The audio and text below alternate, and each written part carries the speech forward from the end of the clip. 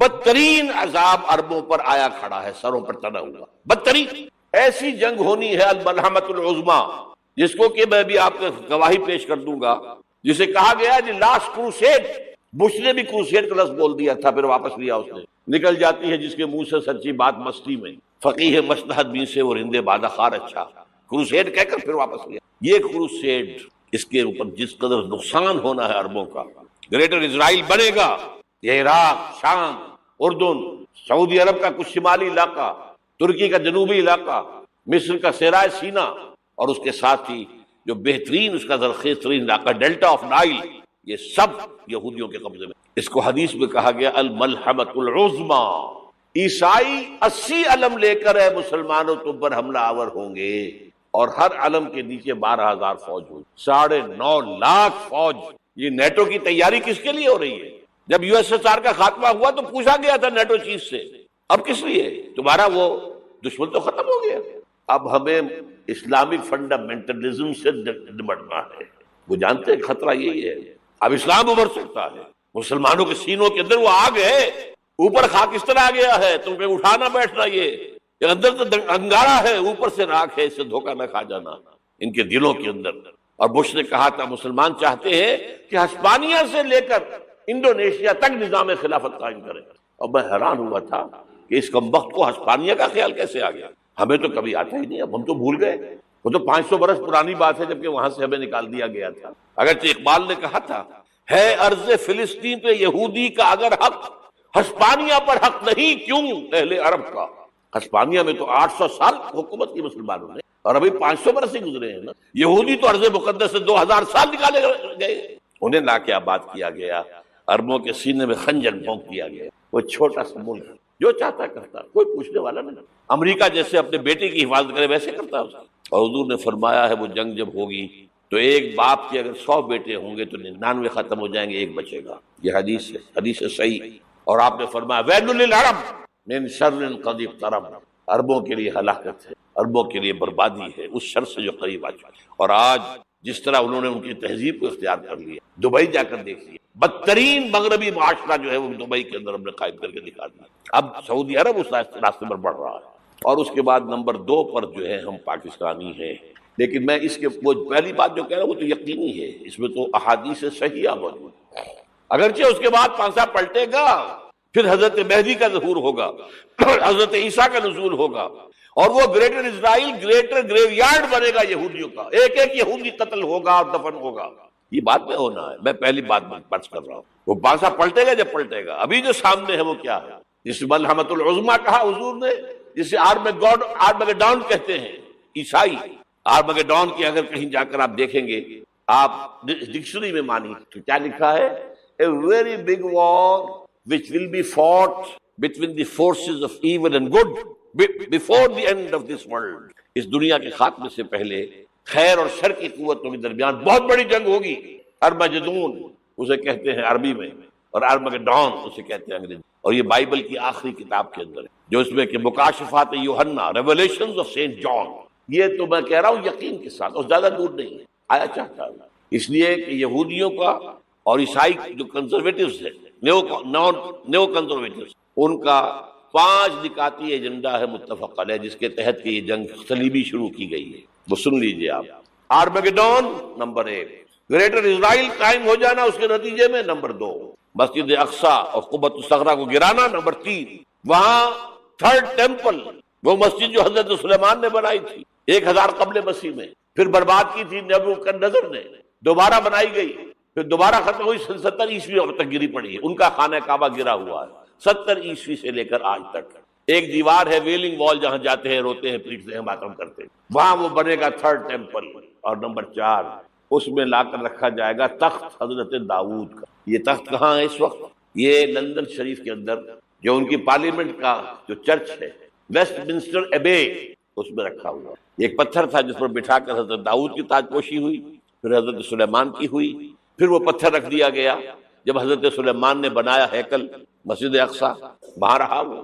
ہر بادشاہ جو تھا یہودی اسی کے اوپر بٹھا کر اس کی تاج پوشی ہوتی تھی۔ سن 70 میں ٹائٹس نے گرایا اسے، ہیکل کو، وہ پتھر لے گیا، وہاں سے روم گیا، روم سے آئرلینڈ گیا، آئرلینڈ سے اسکاٹ لینڈ آیا، اسکاٹ لینڈ سے انگلینڈ آیا، اور اب وہ رکھا ہوا ہے 14ویں صدی عیسوی سے آج تک وہ ویسٹ منسٹر ایبے میں رکھا ہوا، ایک کرسی کی سیٹ میں اسے بنا دیا گیا ہے تخت کی شکل میں۔ اب انگریزوں میں کوئی ملکہ ہو، کوئی بادشاہ ہو جس کی بھی تاج پیش اس میں ہو، یہ لا کر رکھا جائے گا تھرڈ ٹیمپل، اور اس پر یہودیوں کے خیال کے مطابق ان کا مسیحا آئے گا جو مسیح دجال ہو، عیسائیوں کے خیال کے مطابق حضرت عیسیٰ آئیں گے، وہ ہمارا بھی خیال ہے حضرت عیسیٰ آئیں گے علیہ السلام۔ بہرحال یہ تو بات کی باتیں ہیں نا، اس وقت جو میں عرض کر رہا ہوں عربوں پر بہت بڑا عذاب، اور پاکستان کا معاملہ البتہ یہ ہے، میں یقین سے نہیں کہہ سکتا، ہینگنگ ان دی بیلنس، ہو سکتا ہے اللہ تعالیٰ ہم پر رحم فرمائے، ہو سکتا ہے اگرچہ اس کی کچھ شرائط ہوں۔ چمن کے مالک اگر بنا لیں موافق اپنا شعار، اب چمن میں آ سکتی ہے پلٹ کر چمن سے روٹھی بہار، اب ہو سکتا ہے۔ اور یہ بھی ہو سکتا ہے کہ اللہ تعالیٰ نے معجزانہ طور پر ہمیں ملک دیا، ہم نے اللہ سے بدعہدی کی، وعدہ خلافی کی، غداری کی، لہذا سزا دی جائے اور ہم سے یہ ملک چھین لیا جائے۔ اٹس جسٹ پاسبل، دور نہ سمجھے اسے، انہونی بات نہ سمجھے۔ جو گھیراؤ ہو رہا ہے آپ کے مغرب میں نیٹو فورسز اور مشرق میں بھارتی فورسز گدھوں کی طرح بیٹھے ہوئے انتظار کر رہے ہیں پاکستان اور ڈسٹیبلائز ہو جائے، یہاں اور بدامنی ہو جائے۔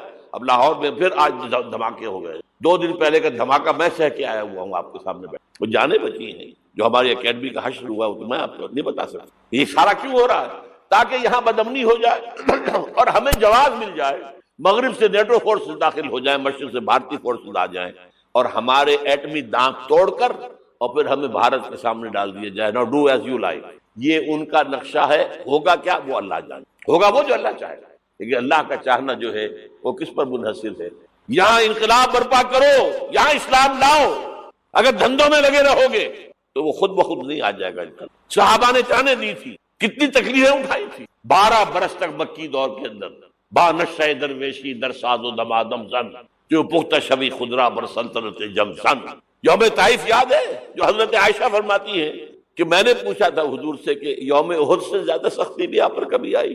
یوم احد پر کیا ہوا تھا؟ تلوار کا وار پڑا تھا آپ کے چہرے مبارک، یہ جو رخسار کی ہڈی ہے اس کے اندر وار گیا ہے، اوپر خود کی 2 کڑیاں تھیں وہ اس میں گھس گئی، 2 دندان مبارک شہید۔ وہ خود کی کڑیاں ایک صحابی نے اپنے دانتوں سے پکڑ کے کھینچنے کی کوشش کی، دانت نکل گئے، وہ نہیں نکلی، کیا جتن کر کے نکالی گئی ہوگی تو خون کا فوارہ آیا، اتنا خون گیا ہے کہ آپ بے ہوش ہو گئے، گر گئے، اور مشہور یہ ہو گیا کہ آپ کا انتقال ہو گیا، شہادت ہو گئی۔ یہ سیرت کبھی پڑھی ہے؟ حضرت عائشہ کے ہوش کا تو یہی دور تھا نا۔ یوم طائف میں تو آپ کیا تھی، بچی تھی، انہیں کیا پتا کیا ہو رہا ہے حضور کے ساتھ۔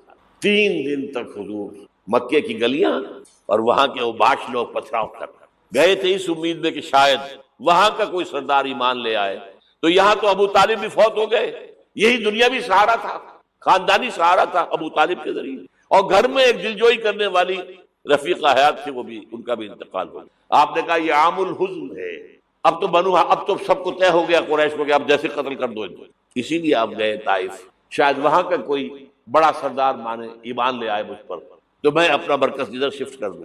تینوں سے ملے ہیں، تینوں نے وہ جواب دیے، نکل جاؤ یہاں سے، میں تمہارے ساتھ بات بھی کرنے کو تیار ہوں۔ اچھا، تمہارے سوا کوئی نہیں ملا تھا اللہ کو نبی بنا کر بھیجنے کے لیے؟ دیکھو جاؤ، میں بات نہیں کرنا چاہتا، ہو سکتا ہے میں بے عزتی کر بیٹھوں، واقعی تم اللہ کے نبی ہو تو میں مارا جاؤں گا، جاؤ جاؤ جاؤ۔ یہ سلوک محبت کے ساتھ ہوا، اور پھر چھوکروں کو، اسٹریٹ ارچنز جنہیں آپ کہتے ہیں، اشارہ کیا تھا، خبر لو ان کی، پتھراؤ ہو رہا ہے، ساتھ کوئی ہے ہی نہیں، ایک آدمی سے، زید ابن حارثہ۔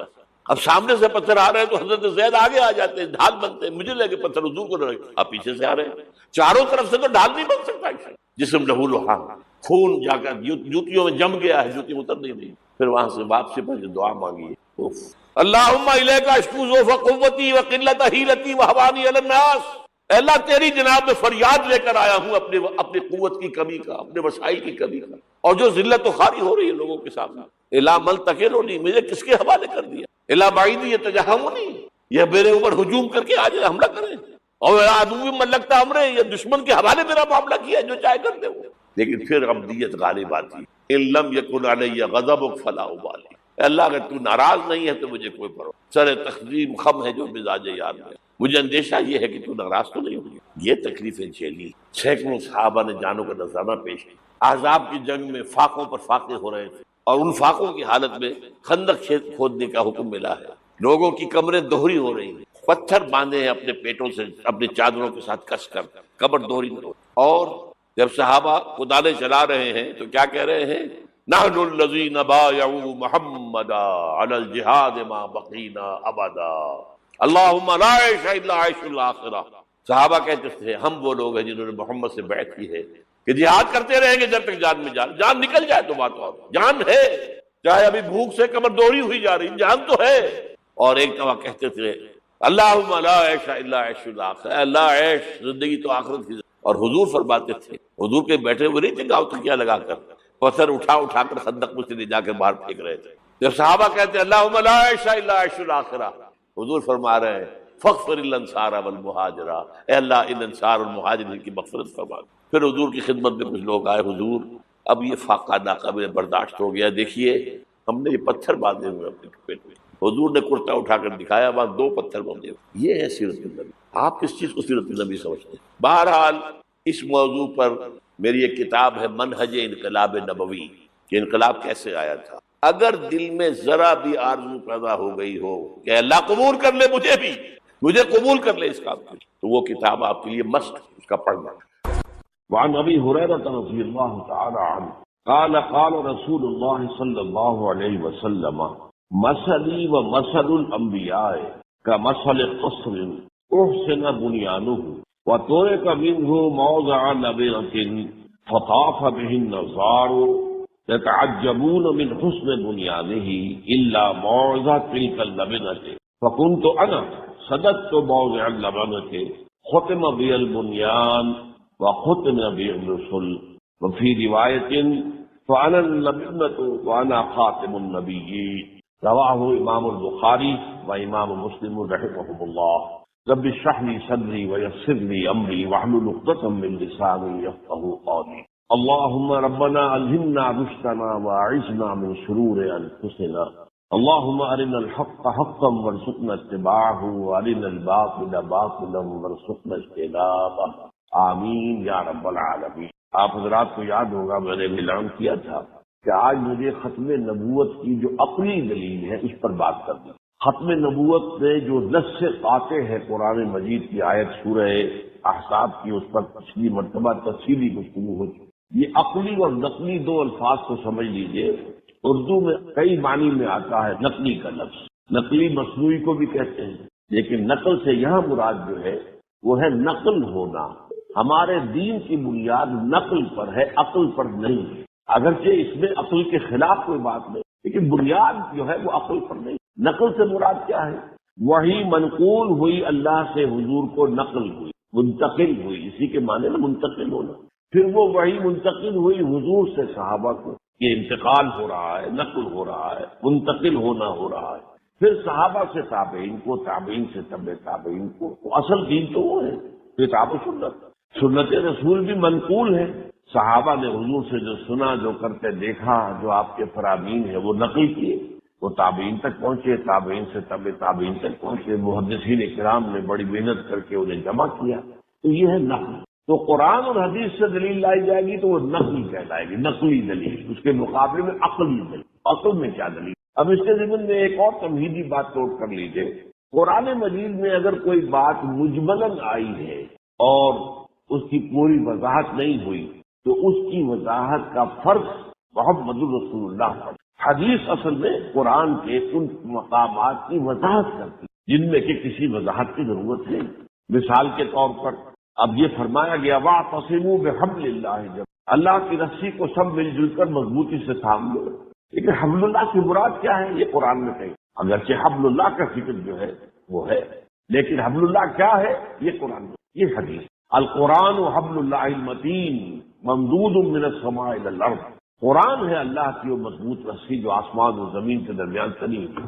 ایک اور حدیث بھی بہت پیاری ہے، میں نے آپ کو سنائی تھی کہ حضور ایک مرتبہ اپنے حجرے سے برآمد ہوئے، آپ نے دیکھا کہ مسجد کے ایک گوشے میں صحابہ کرام جو ہیں باہر بیٹھے ہوئے قرآن کا مذاکرہ کر رہے ہیں، آپس میں پڑھ رہے ہیں اور ایک دوسرے سے سمجھ اور سمجھا رہے ہیں۔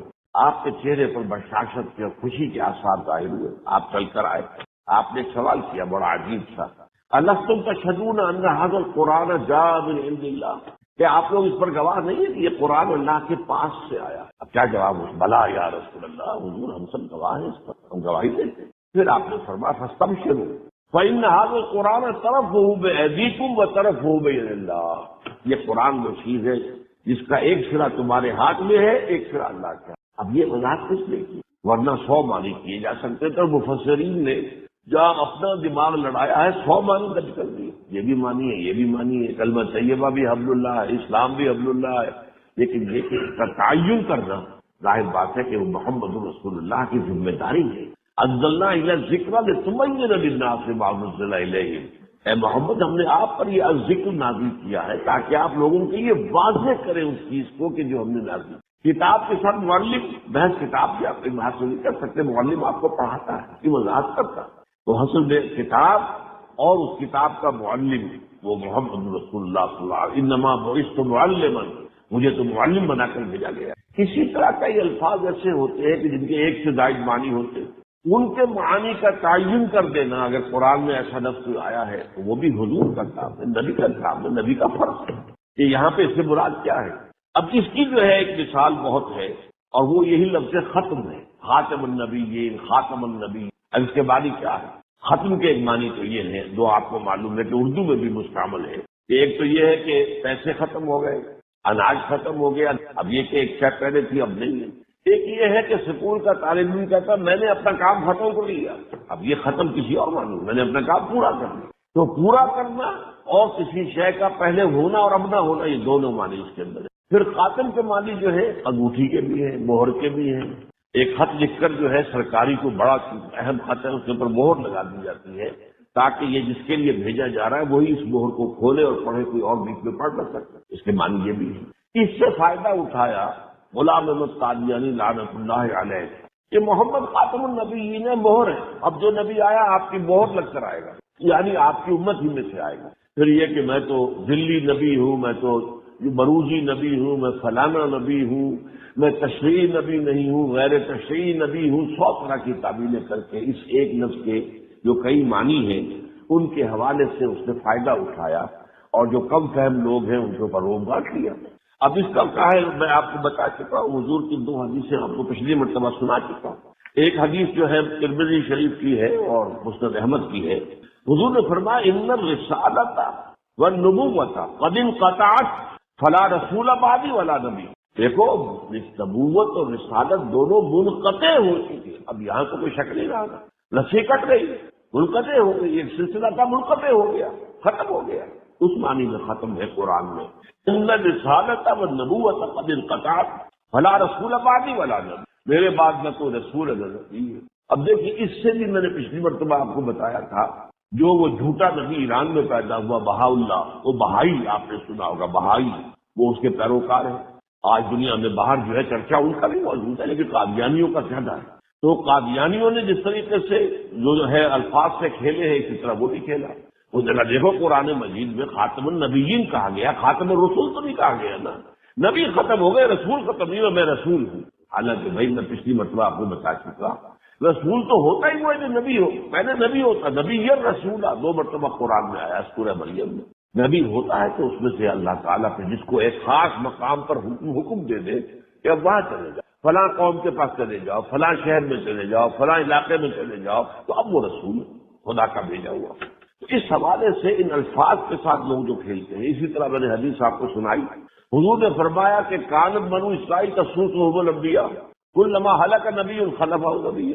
بنی اسرائیل جو تم سے پہلے امت مسلمہ تھے، ان میں بھی آخر نبی آئے ہیں، کتاب انہیں دی گئی تھی، اور ان کے معاملات جو ہے ریاست اور سیاست کے وہ انبیاء چلاتے تھے۔ جیسے ہی کسی نبی کا کیا انتقال ہوتا تھا، کوئی ایک اور نبی اس کی جگہ پر نہ بھیج دیتے تھے۔ حضرت داؤد کا انتقال ہوا، حضرت سلیمان ان کے جانشین ہو گئے، نبی بھی تھے، وہ بھی نبی تھے، یہ بھی نبی تھے۔ اب یہاں پر ایک اشکال پیدا ہو سکتا تھا، دیکھو اسی طرح امت محمد کے اندر بھی ہونا چاہیے کہ حضور کے بعد جو ہے وہ انبیاء ہوں، لیکن آپ نے فوراً فرما دیا، لیکن نہیں، وَإِنَّهُ لَا نَبِيَّ بَعْدِي وَسَيَكُونُ الْخُلَفَاءُ، لیکن ڈال دو میرے بعد کوئی نبی نہیں ہے، خلفاء ہوں گے، جانشین ہوں گے، خلفاء ہوں گے، خلفاء راشدین بھی ہوں گے، پھر بعد میں وہ خلفاء بھی ہوں گے کہ جو راشدین تو نہیں ہوں گے، بہرحال اپنے آپ کو خلفاء کہلائیں گے، بنو امیہ کے خلفاء اور بنو عباس کے خلفاء اور ترکوں کے خلفاء۔ خلافت جو ہے 400 برس تک ترکوں میں رہی، لیکن خلفاء ہوں گے، نبی کوئی نہیں ہوگا۔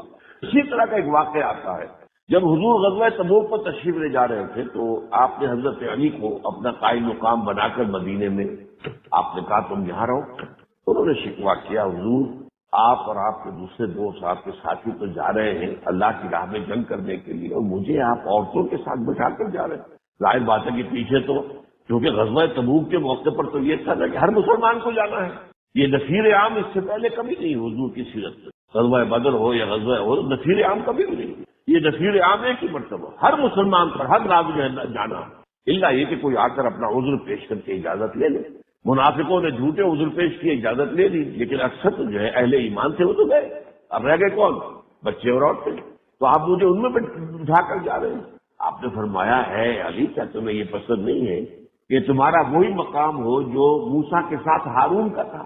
حضرت موسیٰ جب گئے تھے اللہ تعالیٰ کی طلب کرنے پر کوہ طور پر جہاں آپ کو اب تورات ملنی تھی تو حضرت موسیٰ حضرت ہارون کو اپنا قائم مقام بنا کر چلے گئے. تو اے علی کیا تمہیں یہ پسند نہیں ہے کہ تمہارا بھی وہی مقام ہو جو میرے ساتھ جو کہ موسیٰ کے ساتھ ہارون کا تھا. لیکن دیکھ لو میرے بعد نبی کوئی نہیں ہے. یہاں پر بھی وضاحت کرنا مبادہ کو شائبہ پیدا ہو جائے, کہیں کو مغالطے کی جگہ پیدا ہو جائے, کہیں کوئی امکان پیدا ہو جائے. کیا اب اس میں بھی امکان پیدا ہو سکتا تھا کہ حضرت موسیٰ کے ساتھ حضرت ہارون تھے تو وہ تو نبی تھے, وہی رسول تھے. فرمایا کو یہ اس میں مغالطہ نہ ہو, میرے بعد کوئی نبی نہیں ہے. تو اس حوالے سے میں نے آپ کو بتایا کہ کہیں شائبہ بھی پیدا نہ ہونے پائے شک کا اتنا اہتمام حضور کی احادیث میں کر دیا گیا. یہ آپ کا فرض منصب ہی ہے. یہاں اصل میں منکرین حدیث کا معاملہ سمجھ لیجیے. وہ لوگ جو ہے حدیث سے محروم کرنا چاہتے ہیں مسلمانوں کو, تو پھر تو کہیں پر کوئی حفاظت رہے گی نہیں. نماز کا نظام نہیں بنتا اگر آپ جو ہے حدیث کو سامنے نہ رکھیں تو یہ پورا نظام جو ہے درم برم ہو جائے گا. اور یہ ساری جو اللہ تعالیٰ کے نبی کی طرف سے وضاحتیں آنے سے جو حد بندیاں ہو گئی ہیں وہ حد بندیاں ختم ہو جائیں. بہرحال اس کے ضمن میں جو سب سے بڑی دلیل ہے وہ کیا ہے؟ جو عقلی دلیل, وہ دلیل یہ ہے کہ دین اور ہدایت حضور پر کامل ہو گئے. اب سادہ سی بات ہے, یہ پانی لبالب بھر دیا گیا گلاس میں, تو اب آگے کون سا پڑے گا پانی اس میں؟ ایک دلیل سادہ سے کسی دیہاتی کو سمجھانے کے لیے یہ بھی کافی ہوگی. لیکن یہ ہے کہ اس میں اصل میں پہلے یہ سمجھ لیجئے کہ انہوں نے دلیل کیا استعمال کی. ایک عقلی دلیل انہوں نے بھی استعمال کی. اور جیسے کہ میں نے بتایا تھا کہ عوام کو اپیل کرنے والی باتیں کہ کیسے ہو سکتا ہے کہ ہمارے نبی تو فوت ہو کر زیر زمین دفن ہے اور عیسیٰ جو ہے آسمان پر اٹھ گئے, کیسے ہو, اور وہ زندہ ہے آسمان پر. اس سے اس نے مسئلہ پیدا کیا. اس پر انشاءاللہ میں گفتگو کروں گا, یہ اہم مسئلہ ہے. تو اس معاملے کے اندر گفتگو شروع ہوئی ہے تو بعض پہلو میں چاہتا ہوں کہ واضح ہو ہی جائے. بہرحال اسی طریقے کی دلیل یہ تھی وحی اور نبوت رحمت ہے. رحمت کیسے ختم ہو سکتی ہے اللہ کی؟ اب بتائیے عام آدمی کو دلیل جو ہے اپیل کرے کہ نبی تو رحمت ہے اور رحمت للعالمین حضور ہے, تو نبی اللہ کی رحمت جو ہے ختم ہو سکتی ہے؟ وہی تو نعمت ہے, رحمت ہے, رحمت ختم ہو سکتی ہے؟ اس کا جواب کیا ہے وہ اصل میں سمجھنے کی ضرورت ہے, اور وہ عقلی دلیل ہے محمد رسول اللہ کے ختم نبوت. دیکھیے ہدایت جو کہ وحی کا اور نبوت کا اصل مقصد تھا, اس ہدایت کے لیے لفظ نعمت بھی آتا ہے, اسی کے لیے نور بھی آتا ہے. اس لیے کہ ظاہر بات ہے نور ایک ظاہری ہے, یہ اس کے راستے میں ہم اس کی روشنی میں راستہ چلتے ہیں, دیکھتے ہیں. اندھیرا دھوپ ہو جائے اگر, وہ تو خیر دن کی بات ہے, کچھ نہ کچھ جو ہے اندھیرا رہے گا, لیکن رات کو اگر بجلی چلی جائے تو سب موجود ہوتے ہیں, ایک دوسرے کو دیکھ تو نہیں سکتے, معلوم ہے کہ ہے دیکھ نہیں سکتے, اس لیے کہ روشنی نہیں ہے. تو دنیا میں جس طریقے سے ظاہری روشنی ہے تو انسان جو دنیا میں دیکھتا ہے, راستہ دیکھتا ہے, چلتا ہے, اسی طرح اپنی پوری زندگی میں راستہ صحیح چلنے کے لیے ایک باطنی روشنی درکار ہے, وہ ہے جو وحی ہے اور ہدایت کے ذریعے سے انسان کو ملتی ہے. اسی کو نعمت کا کیوں نعمت کہا گیا؟ اس لیے کہ دنیا میں کوئی شے نعمت نہیں ہے جب تک نعمت ہدایت ساتھ نہ ہو. یہ بات میں نے بہت مرتبہ واضح, صحت بڑی نعمت ہے, لیکن اگر اس کے ساتھ ہدایت نہیں ہے, اسی صحت کو غلط جگہ استعمال کرو گے, گناہ کمانے کے لیے استعمال کرو گے, جرائم کے لیے استعمال کرو گے, لوگوں پر ظلم کرنے کے لیے استعمال کرو گے. اب یہ نعمت کہاں رہی؟ یہ تو زحمت ہو گئی. اس سے تو اچھا تھا کہ تم بیمار بن کر پڑے ہوتے بستر کے اوپر, تو ان کاموں سے تو بچ گئے. دولت نعمت ہے لیکن صرف اس وقت جبکہ اس کے ساتھ نعمت ہدایت, ورنہ وہ نعمت نہیں ہے. کچھ جھگڑے کرو گے, اللہ تللے کرو گے, جو بھی کرو گے, عیاشیاں کرو گے, اور لوگوں کے اندر جو ہے غریبوں کے اندر احساس محرومی پیدا کرو گے, یہی کرو گے نا دولت کے ساتھ, اگر تمہارے ساتھ ہدایت نہیں ہے. اولاد نعمت ہے بشرطے کہ وہ صالح اولاد, اور تم نے اس کی صحیح تربیت کی, اس کا حق ادا کیا, ورنہ وہی اولاد جو ہے سوہان روح بن جاتی ہے. بڑھاپے میں آ کر اس طرح ستاتی ہے کہ آپ جو ہے وہ بے پناہ مانتے اللہ کی اولاد کو۔ تو اس معنی میں جو وحی ہے وہ ہدایت کے لیے ہے، وہ نعمت ہے، وہ رحمت ہے اللہ تعالیٰ کی۔ اب اس ضمن میں یہ ہے کہ یہ ہدایت کامل ہو گئی۔ اگر تو ہدایت پہلے دن سے چلی آ رہی ہوتی ہے ایک ہموار انداز میں تو بات اور تھی، ہدایت درجہ بدرجہ بڑھی ہے۔ جیسے نوع انسانی ایک عہد طفولیت بھی تھا، جیسے ایک بچہ ہے آپ کے پاس، وہ اپرانجی کا طالب علم ہے، اور اسے پی ایچ ڈی کا استاد رکھ دیں، وہ کیا پڑھائے گا؟ اسے کیا فلسفہ پڑھائے گا تو وہی علی بیٹا پڑھائے گا، وہی جو پڑھ سکتا ہے۔ تو جب نوع انسانی بحثیت مجموعی اپنے عالم طفولیت میں تھی تو بڑی بنیادی باتیں بتا دی گئی، ذرا اور آگے بڑھا تو اور بتا دی گئی، اور آگے بڑھا 10 کمانڈمنٹس تورات میں دے دیے گئے، اور جب بالغ ہو گیا پوری طرح باشعور سمجھنے کے قابل تو قرآن نازل ہوا اور ہدایت کامل کر دی۔ اب یہ کامل ہو جانا ہدایت کا یہ سب سے بڑی دلیل، اس لیے کہ جب کامل ہو گئی تو اب تو مزید ضرورت نہیں ہے۔ اس معاملے میں نے پہلے بھی آپ کو سنایا، ایک قادیانی نوجوان سے میرا جب معاملہ ہوا گفتگو کا، میں نے محسوس کیا اصل میں قادیانی بھی اس وقت جو ہے یہ جان لیجیے، یہ اس طرح کے کٹر عام طور پر نوجوان جو ہے کہ ان کی ساری باتوں کو مانتے ہوں سمجھتے ایسے نہیں ہیں، جیسے ہمارے عام مسلمان بھی مسلمان ہیں بس پیدائشی طور پر ہیں، باقی کہاں ان کے پاس علم ہے دین کا۔ اسی طریقے سے معاملہ ہے۔ اب یہ نوجوان جو ان کے ہیں اور جو اس وقت بڑے ایکٹیو ہیں، اور خاص طور پر انہوں نے کہا اس کو ماڈل ٹاؤن کو اپنا جو ہے بڑا مرکز بنا لیا ہے، اور اس میں وہ بڑی جو ہے وہ جاں فشانی کے ساتھ کام کر رہے ہیں، لیکن ان میں لوگ ایسے ہوتے ہیں کہ جو ابھی پوری بات سمجھے نہیں ہوتے، اور پھر یہ کہ اگر کوئی بات دل کو لگے تو مان لیتے۔ میں نے اس سے پوچھا مجھے یہ بتاؤ کہ کیا تم یہ مانتے ہو کہ قرآن میں ہدایت کامل ہو گئی؟ ہاں بالکل مانتے ہیں قرآن میں ہدایت کامل ہو۔ اچھا قرآن میں ہدایت کامل ہو گئی تو دوسری بات یہ بتاؤ کہ وہ محفوظ ہے یا نہیں؟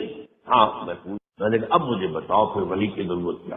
اگر ہدایت کامل ہو چکی اور اس ہدایت کو اللہ نے حفاظت دے دی تو اب بتاؤ تو ضرورت کیا؟ فبہت الذی کفر جو آیا سورہ بقرہ میں نمرود کے لیے کہ مبہوت ہو گیا، اب وہ جو ہے بغلے جھانکنے لگا، کوئی جواب اس کے پاس نہیں تھا۔ یا تو یہ کہو کہ ہدایت ابھی کامل نہیں ہوئی، ابھی کامل ہونی تھی تو اور نبی آنا چاہیے، اور یا کہو کہ وہ تھی تو صحیح گم ہو گئی ہے، جیسے کہ تورات کی گم ہو گئی اور انجیل کی ہدایت کو گم ہو گئی تو آنا چاہیے نبی۔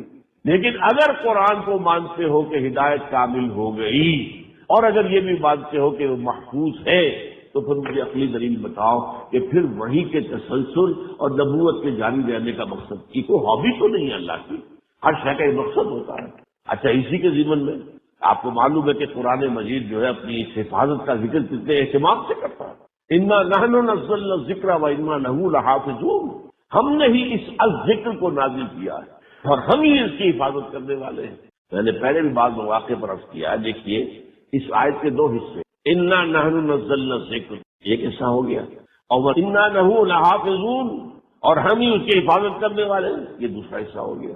پہلا حصہ جو ہے وہ تو تورات کے لیے بھی صحیح ہے، اس نے نازل کیا تورات، سورہ مائدہ میں فرمایا انا انزلنا التوراۃ فیہا ھدی و نور، ہم ہی تو نازل کیا تھا تورات کو، اس میں ہدایت بھی تھی اس دور کی سطح کی، عقلی سطح کی ہدایت اور نور بھی تھا۔ پھر انجیل کے بارے میں فرمایا وہ بھی ہم نے نازل فیہا ھدی و نور، اس میں بھی ہدایت بھی تھی نور بھی تھا۔ تو لیکن دوسرا حصہ جو ہے وہ صرف قرآن پر ہے، وَإِنَّا لَهُ لَحَافِظُونَ۔ اگر تورات کی حفاظت کا ذمہ اللہ لے لیتا تو کیا تحریف ہو سکتی تھی؟ اگر انجیل کی حفاظت کا ذمہ اللہ لے لیتا تو کیا اس میں تحریف ہو سکتی تھی؟ اور اس کا کانورس بھی ہے، تلخ بات ہے، اگر قرآن کی حفاظت کا ذمہ اللہ نہ لیتا تو کیا ہم چھوڑ دیتے بغیر تحریف کے؟ جب حضور فرماتے ہیں کہ سابقہ امت میں جو گمراہی آئیں گے تم میں بھی آ کر رہیں گے، وہ اگر گوہ کے بل میں گھسے گے تم بھی گھسو گے، اگر ان میں کوئی شقی ایسا اٹھا جس نے اپنی ماں کے ساتھ زنا کیا تم میں بھی کوئی بدبخت اٹھے گا جو یہ کام کر سکتا ہے ایسا، تو کیا ہم چھوڑ دیتے؟ کیا ہم نے ترجموں میں تحریفیں نہیں کی؟ کیا ہم نے تفسیروں میں تحریفیں نہیں کی؟ لیکن یہ قرآن کے متن کو کوئی ہاتھ نہیں، یہ قرآن کے ساتھ۔ اب اس میں یہ بات ہے، یہ بات سمجھانے کی ہے، بھائی تم سوچو، یہ بھی بات کرنے کی ہے۔ اگر کوئی نوجوان آتا ہے آپ کے پاس، آپ سے بات کرتا ہے، بھائی یہ سوچو کیا وجہ ہے کہ تورات کو اور انجیل کو تو حفاظت نہیں دی گئی، قرآن کو دی گئی؟ بتاؤ۔ میں تو اسے اور زیادہ عوامی انداز میں کہا کرتا ہوں کہ قرآن کو اور یہ تورات اور انجیل کو یہ حق پہنچتا ہے کہ وہ اللہ سے شکایت کرے، فریاد کرے، شکوہ کرے کہ اے اللہ قرآن بھی تیری کتاب، ہم بھی تیری کتابیں تھی، تو یہ ہمارے ساتھ سوتیلی بیٹیوں والا سلوک کیوں ہوا؟ ہماری حفاظت نہیں، قرآن کی حفاظت ہے. کیوں؟ اس کی وجہ ہے نا.